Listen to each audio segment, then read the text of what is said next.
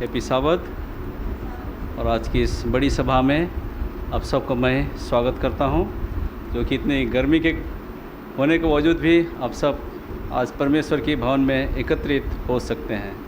मैं स्वागत करना चाहता हूं, हमारे बीच में भाई संदीप हो सकते हैं और मिस्टर अजय मुर्मू हो सकते हैं, आपको भी स्वागत है। और स्वागत है पापा केनीचंद हो सकते हैं और मिस्टर कुरियन हो सकते हैं, आपको भी स्वागत है। आइए हम परमेश्वर को धन्यवाद देते हुए आज की इस बड़ी सभा को शुरू करने के लिए हम लोग गीत पुस्तिका खोलेंगे 42 नंबर। क्रूस के पास तू मुझे रख। खोलना होगा तो सभा खड़ी हो जाए। क्रूस के पास तू मुझे रख, यीशु प्यारे त्राता, पापी वहाँ सोते से में मुक्ति पाता। क्रूस के मैं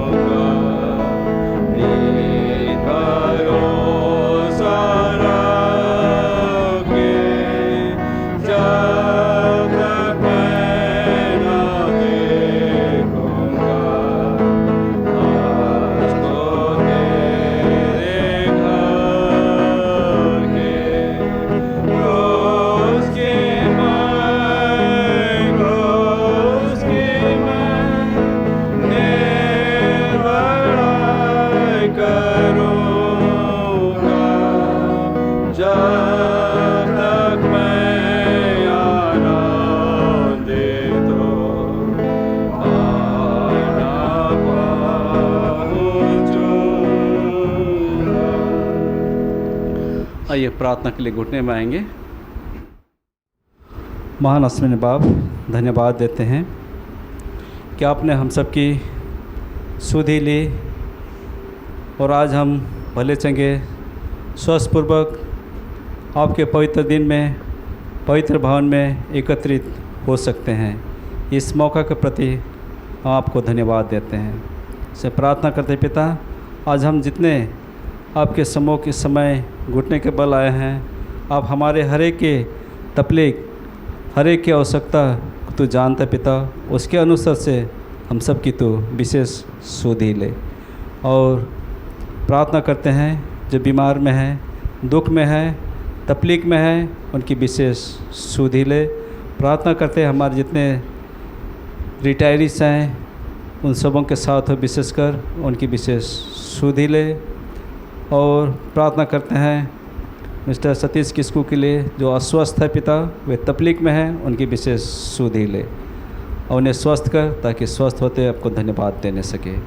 इसी तरह से आज जहीं के भी आपके नाम से एक या दो एकत्रित हैं, उन सबों के साथ हो, उन्हें भी सावत के आशीष से तो परिपूर्ण रख। और इसी तरह से हम यहाँ जितने हैं हम सबों के साथ हो। और प्रार्थना करते हैं जो हम आज को वक्ता है वक्ता के साथ हो, ताकि आपका वचन हो सके और उनका मुँह और हम जितने सुनने वाले श्रोता हैं सुन के आशीषित हो सके और आपके नज़दीकी में हम हो सके। इस समय इस सभा का भार आपके हाथ में सौंपते हुए ये छोटी विनती मसीह के नाम से मांगते हैं, दया कर सुन और ग्रहण कर। आमीन।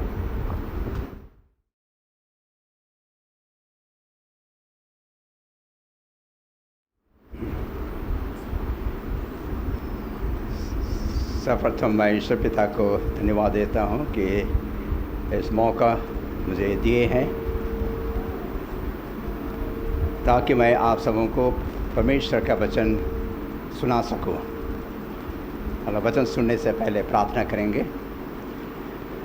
सर्वशक्तिमान दयालु पिता परमेश्वर, हम सभी आपका धन्यवाद करते हैं कि आपने हम सबों को अभी तक भला चंगा रखे और इस पवित्र भवन में आपकी उपस्थिति हम चाहते हैं और ख़ास करके मेरे साथ हुए और जो कुछ मैं वचन बोलूँगा वही आपके ओर से हो सके। हम सबों की अगुवाई कीजिए। प्रार्थना को तेरे प्रिय पुत्र यीशु ख्रीस्ट के नाम से मांगते हैं, सुन और ग्रहण कर दीजिए। आमीन।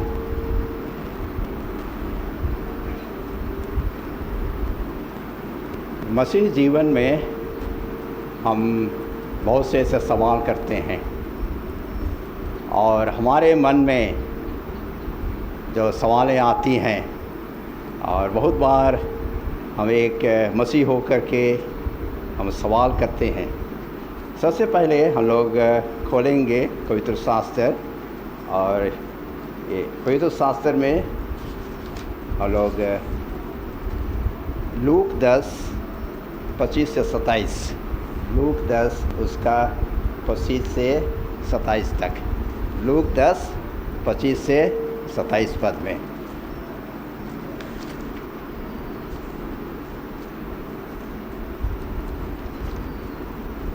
यहाँ पर हम पाएंगे लूक 10:25 से 27।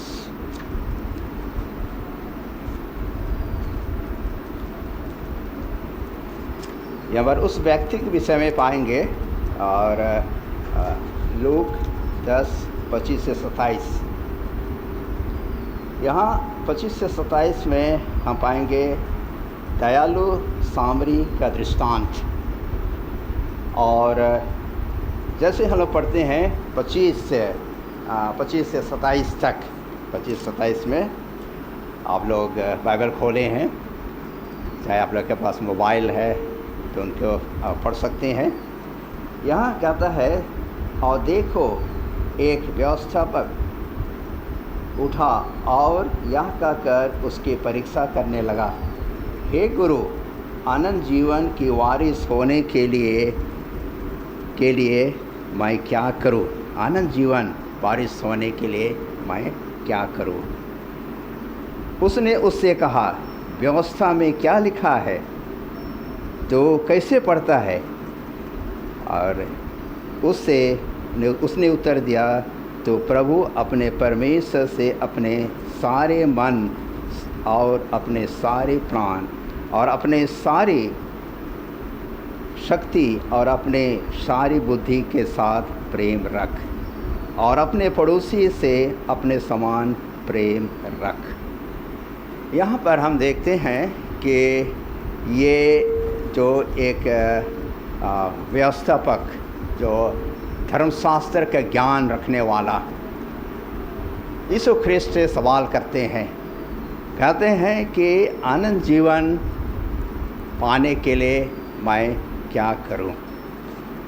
और आगे जब से हम लोग 25 और 26 में पढ़े कि तो व्यवस्था में, तो बाइबल में क्या पढ़ता है, और जैसे यहाँ कहता है कि तू अपने परमेश्वर से अपने सारे मन और सारे शक्ति और सारे बुद्धि के साथ प्रेम कर। इतना ही नहीं, लेकिन आगे जैसे 27 पद में हम लोग पढ़ेंगे, कहता है कि तू अपने पड़ोसी से अपने समान प्रेम रख। और इसका दृष्टांत अभी मैं नहीं बतलाऊंगा, क्योंकि आप सभी जानते हैं कि सामरी जो उस व्यक्ति पर दया किए। और जब हम लोग 36 और 37 उसी पद का उसी अध्याय का लोक 10 36 और 37 को हम लोग पढ़ेंगे। यहाँ यह कहता है कि अब तेरी समझ में जो डाकुओं से गिर गया था, उन तीनों में से उसका पड़ोसी कौन ठहरा? उसने कहा, वही जिसने उस पर दया की। यीशु ने उससे कहा, जा तू भी ऐसा ही कर। हम नहीं जानते हैं कि वो व्यवस्थापक जो शास्त्र का जो ज्ञान रखता था, आगे उसके घटना, उसकी कहानी को हम नहीं जानते हैं, लेकिन पर यीशु ख्रिस्त ने उससे कहा कि जा तू भी वैसा कर।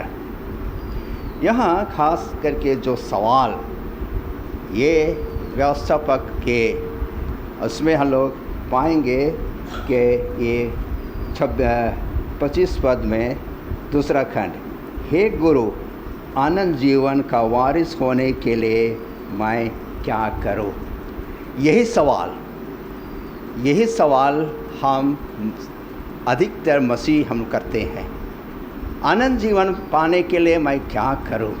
ये सवाल केवल हम सवाल करते हैं, और उसका जवाब हम लोग को उसको हम लोग नहीं ढूंढते हैं। दूसरा हम लोग यहाँ देखते हैं कि ये जो गलत सवाल, इस व्यक्ति ने गलत सवाल किया। आगे हम देखेंगे मरकुस 10 उसका 17 और मरकुस 10 17, मरकुस 10 उसका 17 पद।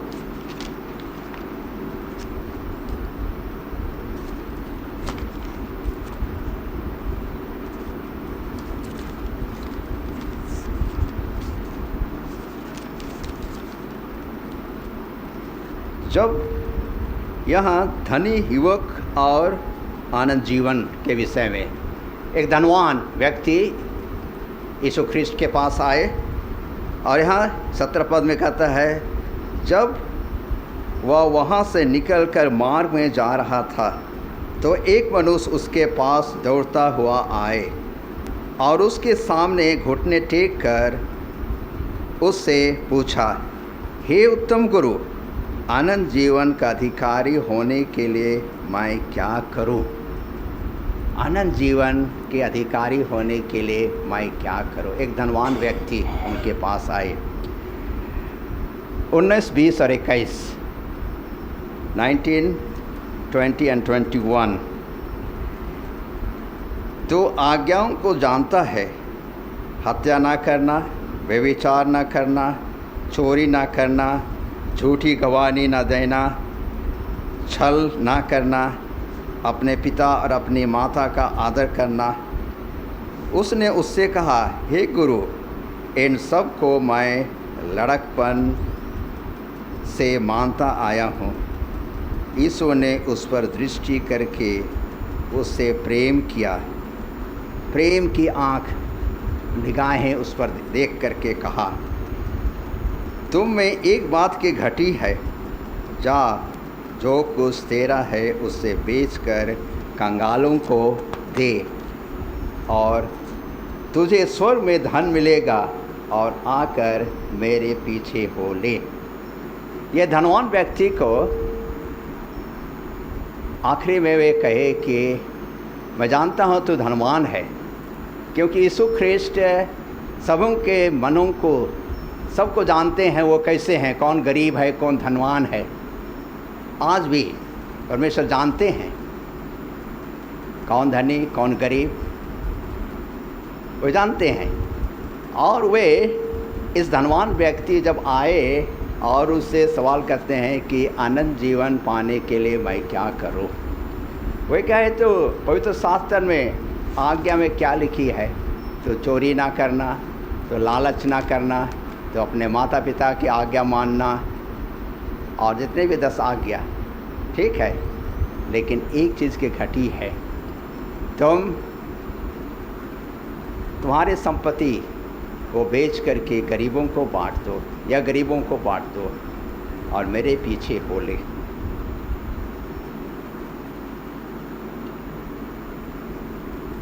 पहला व्यक्ति जब हम लोग देखें लूक 10:26 से 27 में, ये व्यवस्थापक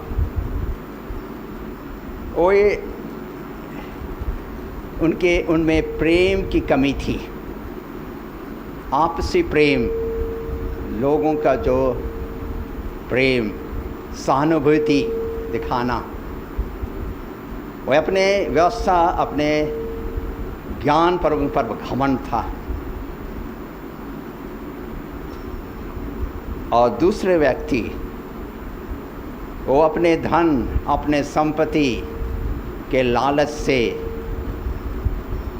वे परमेश्वर को, अपना दिल, अपना मन को नहीं बदला। पहला व्यक्ति भी, दूसरा व्यक्ति भी। इसे हम देखते हैं कि यहाँ पर कि ये दोनों ये गलत सवाल यीशु ख्रिस्ट को किए, हे गुरु अनंत जीवन पाने के लिए मैं क्या करूं? क्योंकि ये जानते हुए भी पहला और दूसरा जो अपने व्यवस्था, अपने नियम कानून पर वह घमंड किए, और दूसरा अपने धन पर। यहाँ आगे पढ़ेंगे यशायाह 64 उसका 6, यशायाह 64 उसका 6 पद, यशायाह 64:6।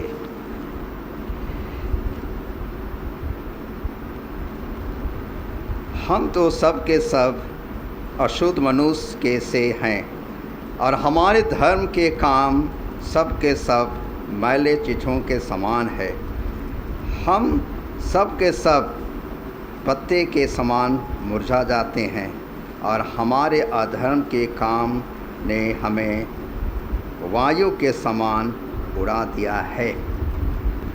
हम मसीह कहलाते हैं, और हमारे दिलों को सिर्फ यीशु ख्रिस्ट जानते हैं। हम मनुष्य एक दूसरों के मन दिमाग को नहीं जानते हैं। लेकिन यहाँ यशायाह नबी यूँ कहते हैं कि हम सब तो अशुद्ध मनुष्य के समान है, और हमारे धर्म काम सब के सब मैले चिट्ठों के समान हैं। और हमारा जो अधर्म काम कहता है कि हम एक सूखे पत्ते के समान है, मुरझाते हुए पत्ते के समान है, और हवा आकर के हमारे जो हवायु के समान उड़ा दिए है।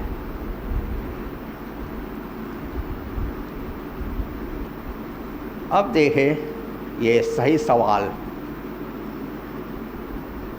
मत्ती 9:1 से 8, मरकुस 2:1 से 12, लूक 5:17 से 26। ये तीनों चेले, मत्ती, मरकुस और लूक, ये तीनों किताब में एक ही विषय के विषय में चर्चा किए हैं। हम लोग सिर्फ एक अध्याय या पद पढ़ेंगे, मत्ती 9:1-8। मत्ती 9:1-8। इस पुस्तक में जो मत्ती मरकुस जो लिखे हैं, इसमें किसके विषय लिखे हैं? मत्ती 9:1-8। वे एक लकवे कहता है कि वे एक लकवे व्यक्ति के विषय में लिखे हैं। मत्ती 9:1-8 में चलिए लोग पढ़ेंगे संक्षेप में। लकवे के रोगी को चंगा करना। फिर वह नाव पर चढ़कर पार गया और अपने नगर में आया, और देखो कई लोग लकवा के एक रोगी को खाट पर रखकर उसके पास लाए। यीशु ने उससे विश्वास देखकर उस लकवे के रोगी को कहा, हे पुत्र, ढाढ़स बांध, तेरे पाप क्षमा हुए। यहाँ हम देखते हैं कि व्यक्तियों ने उस लकवे आदमी को लाए और यीशु ख्रिस्त उस पर तरस खाए। वे लकवे ग्रस्त थे, उनको तकलीफ़ थी, वे अपंग थे, वे अपने से कुछ नहीं कर सकते थे। वे यीशु ख्रिस्त के पास लाए। और हम लोग यहाँ देखें कि ये दूसरा के आखिरी खंड में, हे पुत्र, ढाढ़स बांध, तेरे पाप क्षमा हुए। हम लोग बहुत बार सोचते हैं कि जब हम बीमार होते हैं, हमें दुख होता है, तकलीफ़, कोई भी रोग हम पर आ जाते हैं, तो हम चाहते हैं कि हम चंगाई पाएँ। जब हम अस्पताल या डॉक्टर के पास जाते हैं या वैद्य हो, हम चाहते हैं कि हम चंगा हों। लेकिन यहाँ पर यीशु ख्रिस्त सबसे पहले उससे कहा, हे पुत्र, ढाढ़स बांध, तेरे पाप क्षमा हुए। यीशु ख्रिस्त ये लकवे व्यक्ति के कान में वे फुसफुसा कर नहीं बोले, आस्ते से नहीं बोले। ये नहीं कहे कि हे पुत्र, तेरे पाप क्षमा हो गए, ऐसा नहीं। लेकिन वे ज़ोर से कहे कि ताकि जय वहाँ जितने थे और साथ में जितने शास्त्री जो धर्म गुरु थे वो सभी सुने। और आगे हम जैसे देखते हैं कि ये शास्त्री धर्म गुरु वे कहने लगे, अपने मन में सोचने लगे कि ये कैसा व्यक्ति है जो इनके पाप क्षमा कर सकता है। उनका कोई अधिकार नहीं है, राइट, उसका कोई अधिकार नहीं है। यीशु ख्रिस्त उनके मनों को वे जानते थे। और यहाँ आता है कि यीशु ख्रिस्त उस लकवे व्यक्ति को क्यों कहे कि तेरे पाप क्षमा किए गए। बहुत बार क्या होता है कि इस समय और आजकल भी अधिकतर रोग, बीमारी जो पाप के कारण हम पापमय जीवन पे जीते हैं। हमारे पाप, हमारे जो लापरवाही, स्वास्थ्य का ज्ञान हम पर नहीं है, और हम परमेश्वर से दूर जब हम चले जाते हैं और पापमय दुनिया में हम फंस जाते हैं, तो ये दुख तकलीफ़ हमारे जीवन में आती है। और ये फरीसी और सदुकी वो लोग ये सोचते थे कि ये रोग, लकवा रोग हो सकता है इस व्यक्ति के पाप ने उसे लकवा कर दिया है, या उसके माँ बाप के पाप के कारण, और वो एक अपंग जन्म लिया, और एक अपंग इनका सोच था। यहाँ हम देखते हैं कि जब हम शारीरिक तौर से जब हम रोगी हो जाते हैं तो परमेश्वर हमारे मनों को वे जानते हैं, और वे सबसे पहले हमारे जो पाप है उसे क्षमा करते हैं।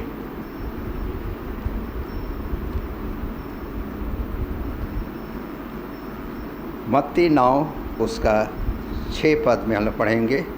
मत्ती 9 उसका 6 पद कहता है, परंतु इसलिए कि तुम जान लो कि मनुष्य के पुत्र को पृथ्वी पर पाप क्षमा करने का अधिकार है।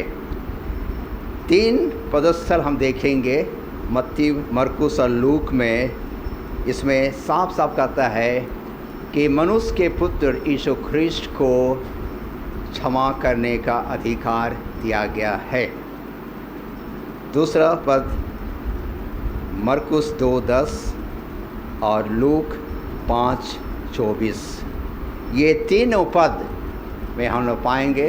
आप लोग खोल सकते हैं ये तीनों पद, ये मरकुस 2:10, लूक 5:24 और अभी मैं पढ़ा मत्ती 9:6।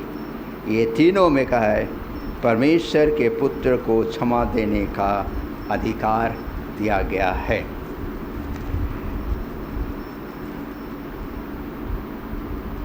यहाँ हम पाएंगे कि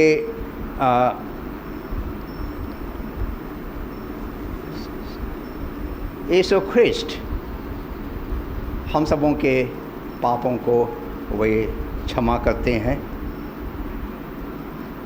पूरे भीतरी दिल से जब हम प्रार्थना करते हैं, हमारे पापों के लिए हम क्षमा मांगते हैं, वे पूरे तौर से हमें क्षमा करते हैं।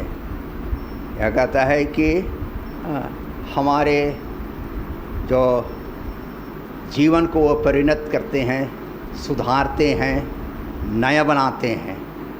जब हम अपने पापों के लिए हम क्षमा मांगते हैं, हमारा इस दुनियादारी का जो शरीर है वो हमारे बदल जाता है, और जब हम अपने पापों के लिए क्षमा मांगते हैं, उद्धार या अनंत जीवन सिर्फ यीशु ख्रिस्ट के द्वारा हम पा सकते हैं। हम सबों का ध्यान, हम सबों के जो आँखें यीशु मसीह पर होना है, और वो जो बलिदान, महान बलिदान हम सबों के लिए दिए, जब वे हम सब पापियों के लिए मरे और हमारे के लिए उद्धार के लिए एक रास्ता बना दिए, हम उसकी ओर देखें। इब्रानी 12 उसका 2 पद, इब्रानी 2 उसका 12 पद, इब्रानी 2:12।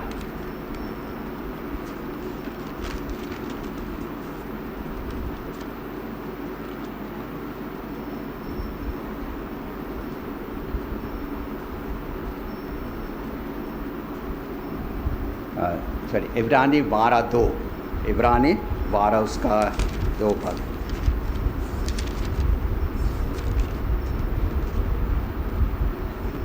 और विश्वास के कर्ता और शुद्ध करने वाले यीशु के ओर ताकते रहें, जिसने उस आनंद के लिए जो उसके आगे धरा था, लज्जा की कुछ चिंता न करके क्रूस का दुख सहा और परमेश्वर के सिंहासन की दाहिनी ओर जा बैठा।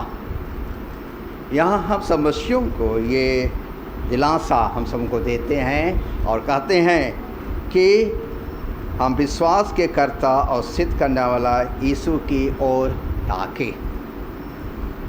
हम अपने दैनिक जीवन में बहुत से ऐसे काम करते हैं, व्यस्त रहते हैं, और कभी कभी दुनियादारी के फंदों में हम फंस जाते हैं। अगर ये सवाल जब हम उस व्यक्ति जो 2 व्यक्ति ने उसे पूछा कि अनंत जीवन पाने के लिए मैं क्या करूं, ये सही जवाब हम पाएंगे कि हम सबों को यीशु की ओर ताकना है। उस पर हम क्या कहते हैं कि भरोसा करना है।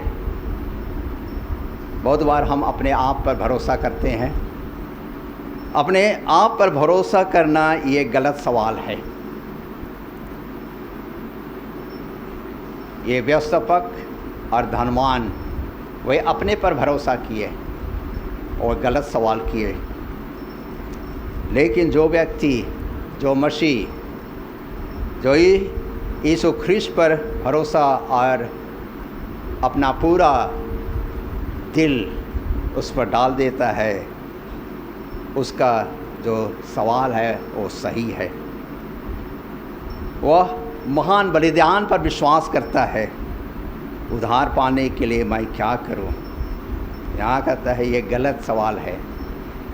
लेकिन सवाल करना है कि कौन मुझे बचाएगा? कौन मुझे बचाएगा? उद्धार पाने के लिए मैं क्या करूं? ये गलत सवाल है। कौन मुझे बचाएगा?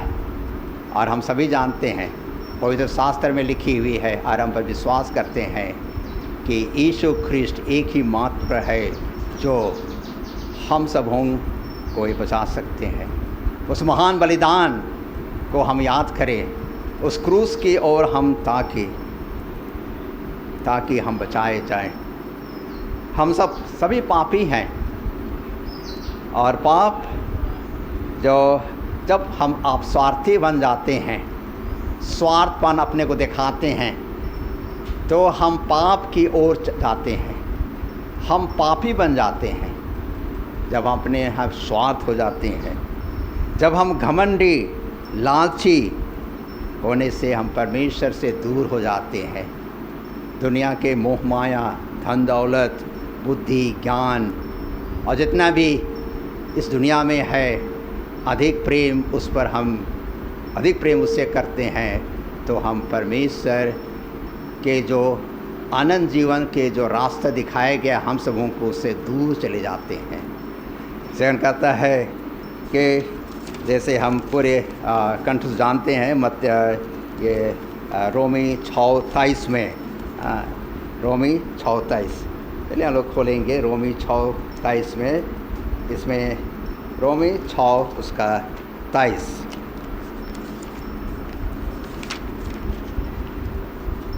क्योंकि पाप की मजदूरी मृत्यु है, परंतु परमेश्वर का वरदान हमारे प्रभु यीशु मसीह में अनंत जीवन है।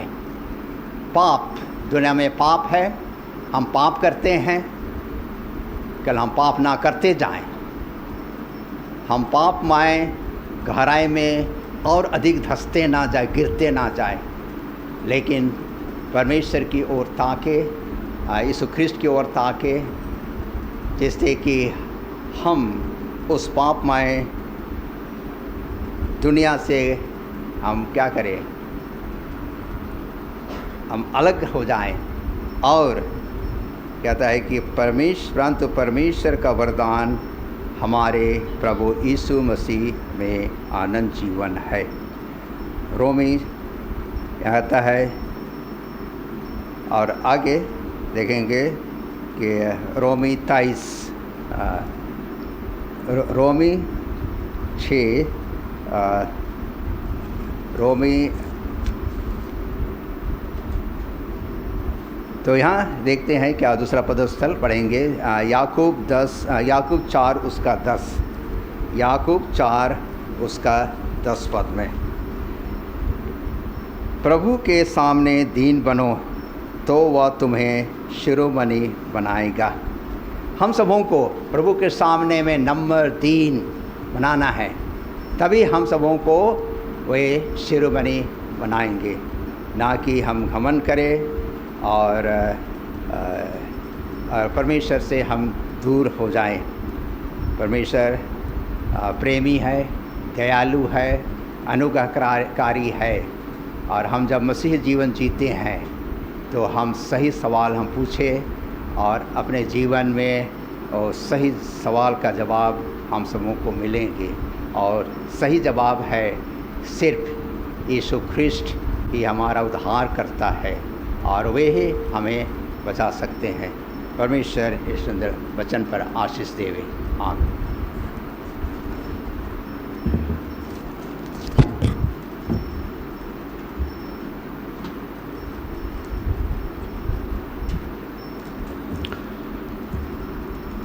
जी हाँ, हम संसार में बहुत सारे पाप गलती गुनाह करते हैं, लेकिन सिर्फ यीशु मसीह के पास ही है जो हमारे पापों को क्षमा कर सकते हैं। आइए, हम गुनाह गलती करते हैं लेकिन हम यीशु के पास आएँ, क्योंकि वे हमारे पापों को क्षमा करेंगे। आइए हम आज की इस सुंदर सभा को अंत करने के लिए गीत गाएंगे 46, यीशु को मैं सब कुछ देता हूँ। 46 खोलना है तो सभा खड़ी हो जाए।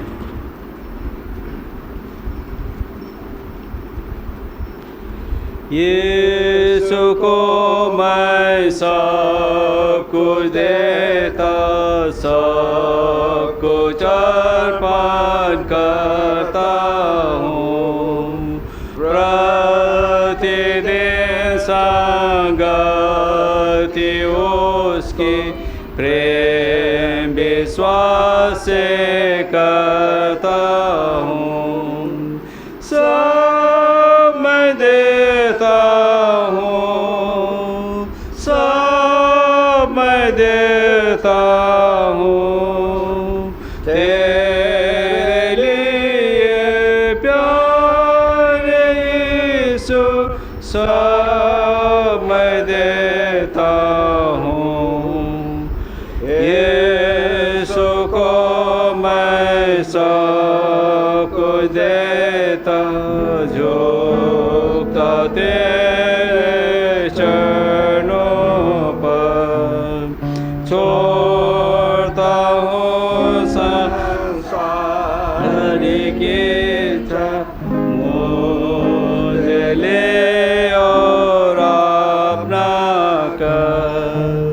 सब मैं देता हूँ, सब मैं देता हूँ तेरे लिए प्यारे यीशु, सब मैं देता हूँ।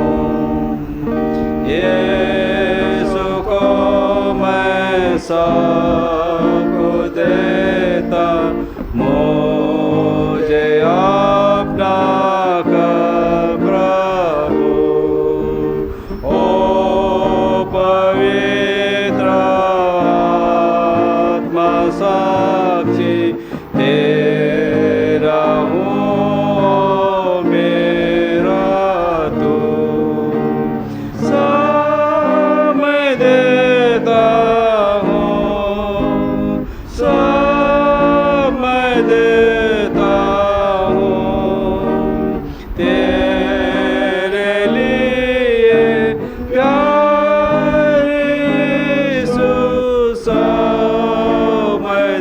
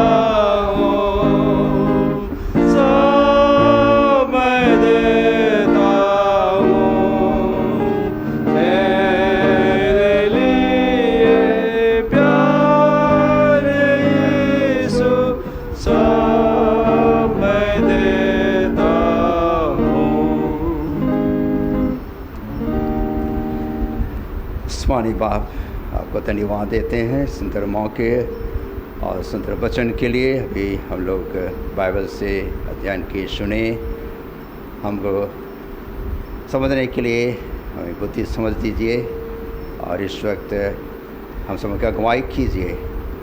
इस पवित्र दिन में हम सबों के साथ हुए सुरक्षित रखिए और हम सबों को आशीष विदा कीजिए। जो ख्रिस्ट के नाम से मांगते हैं सुन और ग्रहण कर दीजिए। आमीन।